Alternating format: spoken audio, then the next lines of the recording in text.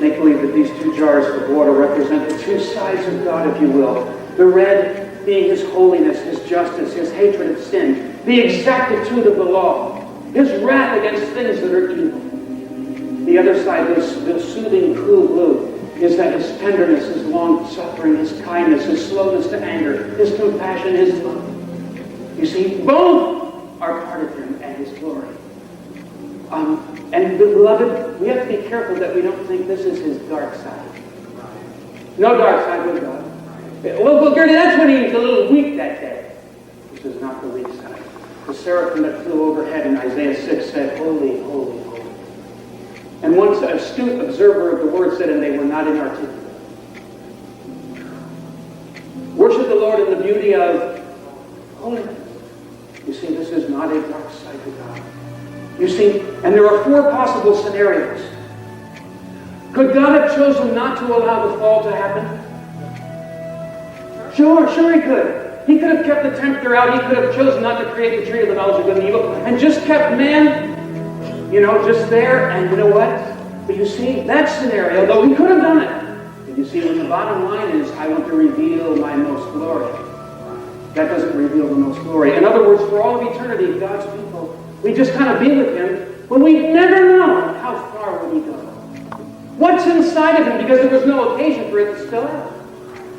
He'd just kind of be him and we'd be us and we'd be made in his image and we'd know him innately, but no, Father wanted opportunity to spill himself out, so to speak. Next scenario. What about this? Did he allow the fall? Yes. Could he have chosen to allow the whole human race to go to the lake of fire? Sure he could have. Would he have been any less loving if he did that? No. He just gave them what they deserved, what his justice calls for. But you see, if he did that, dear ones, you know what it would only reveal for all of creation, all of eternity? It would only reveal the red jar, wouldn't it not? So for all of eternity, creation would only know this side of God. But no. He reveals all of believers. What if he did this? Everybody gets saved. What jar would only that spill for all of eternity? If he chose to save everybody. A blue jar. But you see, we wouldn't know the other side.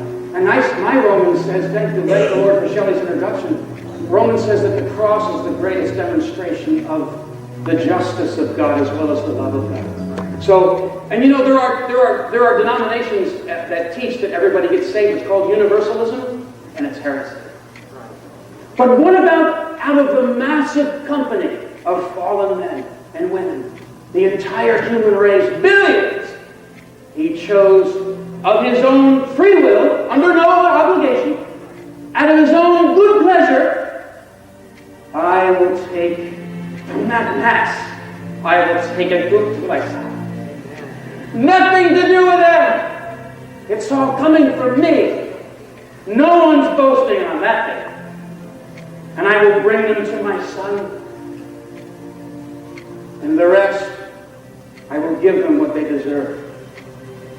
Which two jars does that drain for all eternity? Both jars. But it says in Ephesians that you were dead in trespasses and sin. And it says that because of his great love, blue jar, with which he loved us, he raised us up with Christ and sat us with him in heavenly places. I've never seen a dead person do anything but be. You see, you didn't stick your hand up. I don't want to be dead anymore. Pull me out. No, the Son of God walked through the graveyard from his Father's knowledge. All that the Father gives me will come. And no man comes to me unless my Father draws him. And that same chapter says, and unless my Father enables him, they cannot come. And so the Son of God walks through the graveyard of the human race. And he goes to those whom his Father has given away. And you see, the bottom line is, dear ones, the glory of God. He's not sharing it with anyone. Ephesians 2:7. He raised us with Christ in heavenly places, as I said before, and sat us with him. And I'll close with this verse. Ephesians 2:7, and then it goes, in order that, it's talked about God's lavish love. And then it goes, in order that, here's the bottom line, that in the ages to come, he might show, there it is again, the manifestation of his perfection, the revealing of his glory.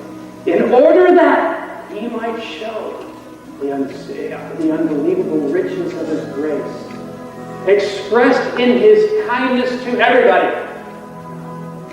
Expressed in his kindness to us in Christ Jesus.